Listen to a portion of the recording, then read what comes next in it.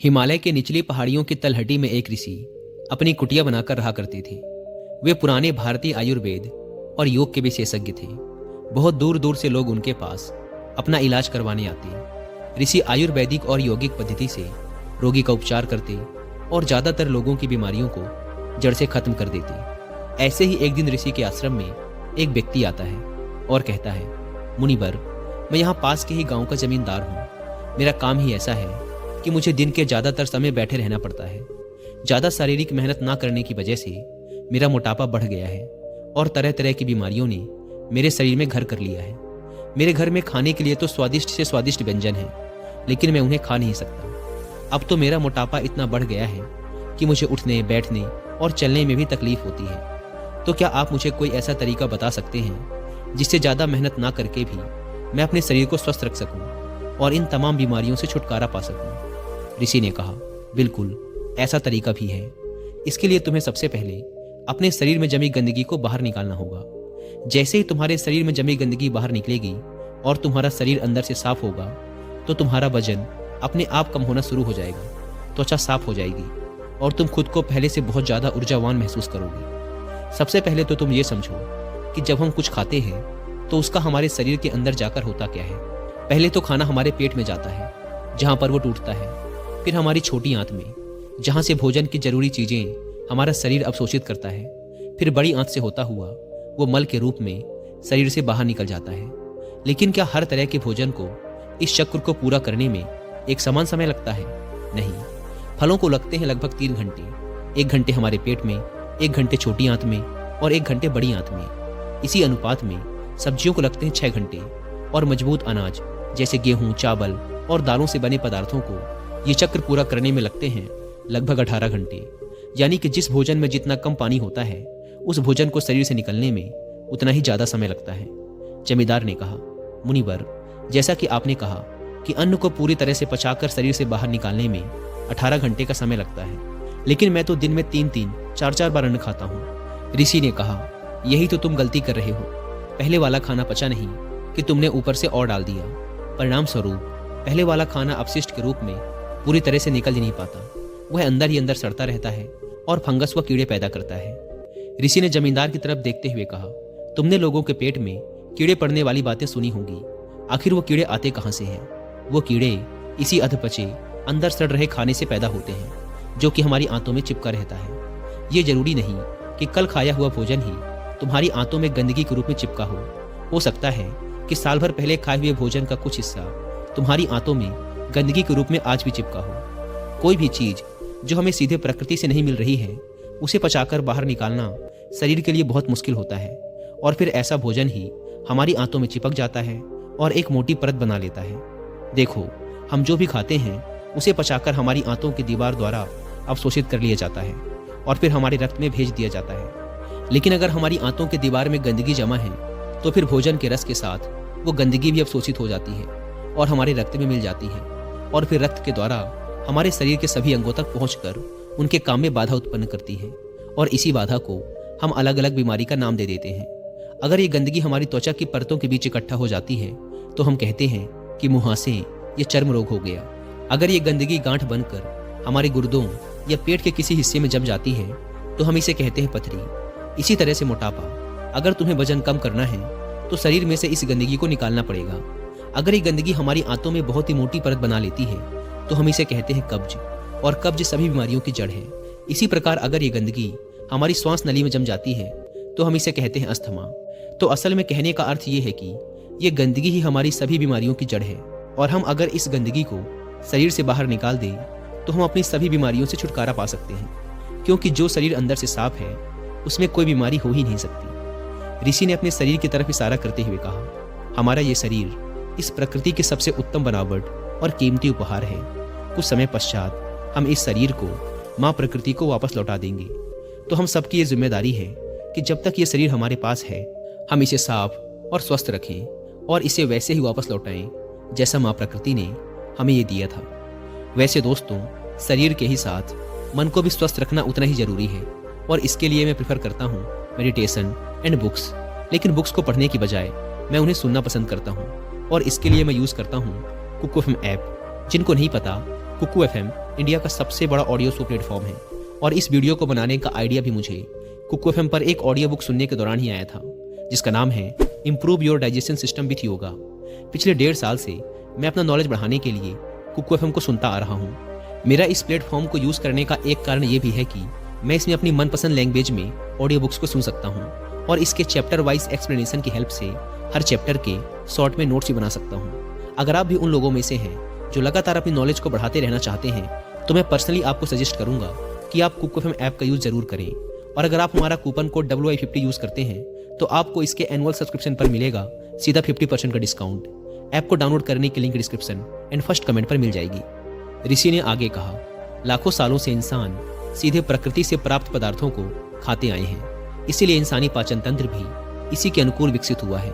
यानी कि बना तो हमारा शरीर कच्चे प्राकृतिक पदार्थों के लिए था, लेकिन अपने स्वाद के चक्कर में हमने इसमें बहुत सी गंदगी डालनी शुरू कर दी है। तो तुम्हारा पहला काम तो शरीर में जमी इस गंदगी को बाहर निकालना है और फिर दूसरा काम उसमें सही भोजन डालना है। जमींदार ने कहा, लेकिन मुनिवर, शरीर से गंदगी को बाहर निकालना कैसे है? ऋषि ने कहा, इसके लिए जो तुम्हें पहला काम करना है वो है रोज 16 घंटे का उपवास। ऋषि ने जमींदार के चेहरे की तरफ देखते हुए कहा, 16 घंटे के उपवास का नाम सुनकर डर मत जाना, तुम ये बहुत आसानी से कर सकते हो। देखो, जो शक्ति हमारे अंदर से गंदगी को निकालेगी, वजन कम करेगी, बीमारी ठीक करेगी, वो हमारे अंदर ही है। वो किसी दवाई या औषधि में नहीं है।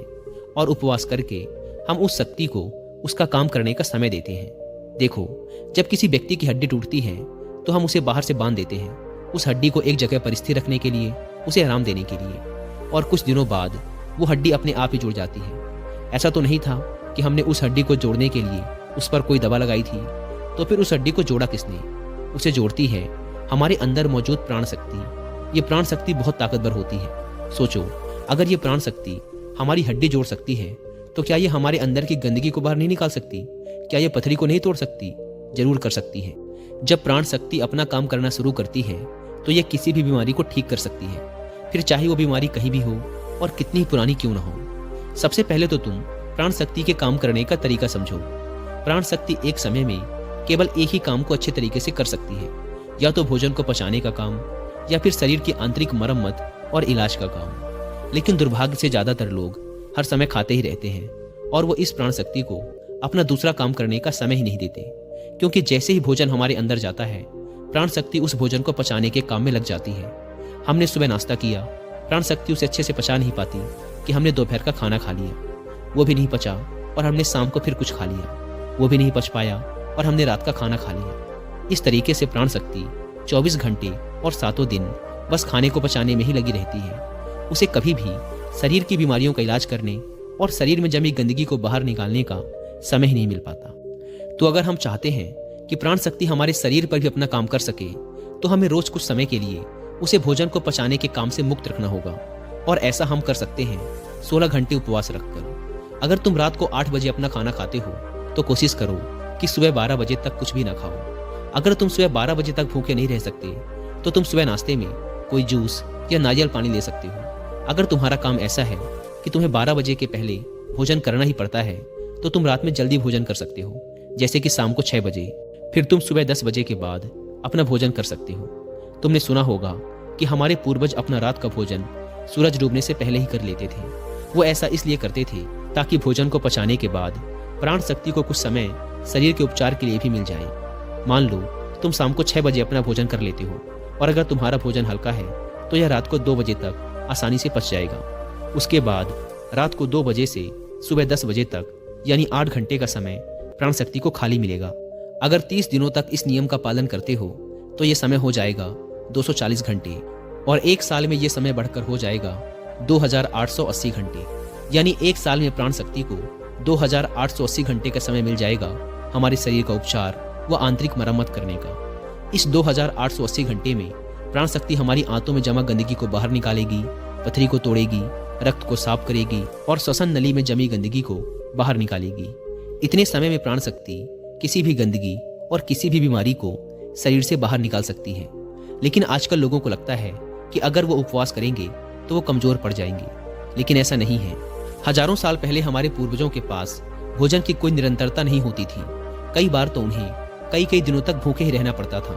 तो यह इंसानी शरीर विकसित ही ऐसे हुआ है कि इसे समय समय पर उपवास करने की आदत है। अजीब बात तो ये है कि हम हर समय कुछ न कुछ खाते ही रहें।